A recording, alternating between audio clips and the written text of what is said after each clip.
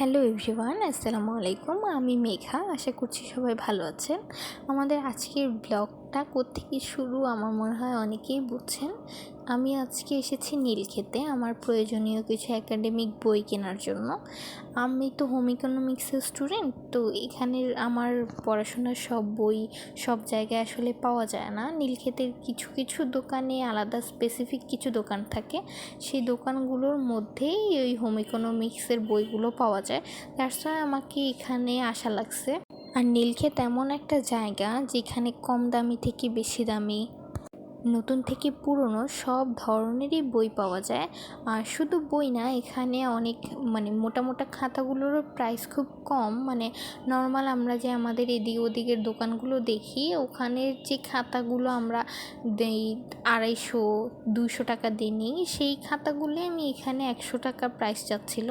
কিন্তু আমি আসলে খাতার জন্য আলাদা করে টাকা নিয়ে যাইনি, দ্যাটস আমি কিনতে পারিনি।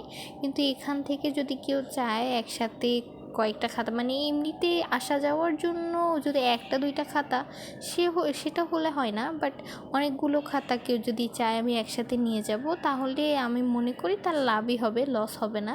খাতা একসাথে অনেকগুলো কিনলে, শুধু খাতা না, এখানে অনেক ধরনের গল্পের বই, এই শরৎচন্দ্র চট্টোপাধ্যায়, রবীন্দ্রনাথ ঠাকুর, সবারই সব ধরনের উপন্যাস গল্পের বই এই নীলক্ষেতে পাওয়া যায়।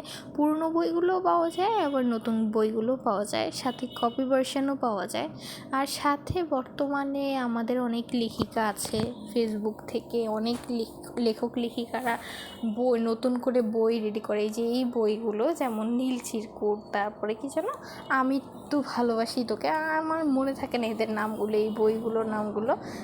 অনেকেই দেখি এই ধরনের বইগুলো পড়ে, আমার মনে হয় না এই বইগুলো পড়া খুব ভালো।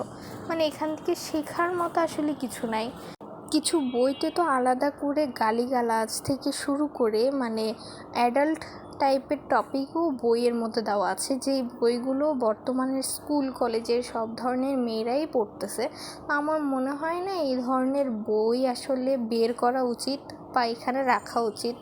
বই হবে আমাদের পুরনো লেখকদের মতো, যেগুলো পড়লে কিছু জানা যাবে, কিছু শেখা যাবে, ওখান থেকে কিছু একটা উপলব্ধি করা যাবে।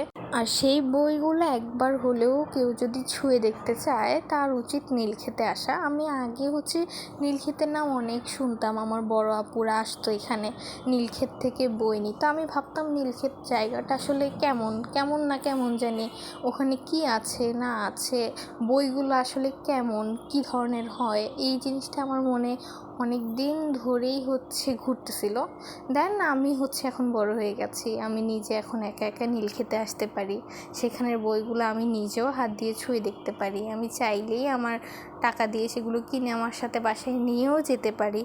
বড় হয়ে যাওয়ার এই একটা সুবিধা, আমি চাইলেই এখন বই কিনতে পারবো। আমাকে এখন কারোর কাছ থেকে পারমিশন নিতে হবে না, কাউকে বলে নিতে হবে না যে আমাকে একটা বই কিনে দাও বা কিছু। আর আমি এখন বুঝি কোন বইগুলো পড়া উচিত, কোন বইগুলো পড়া উচিত না।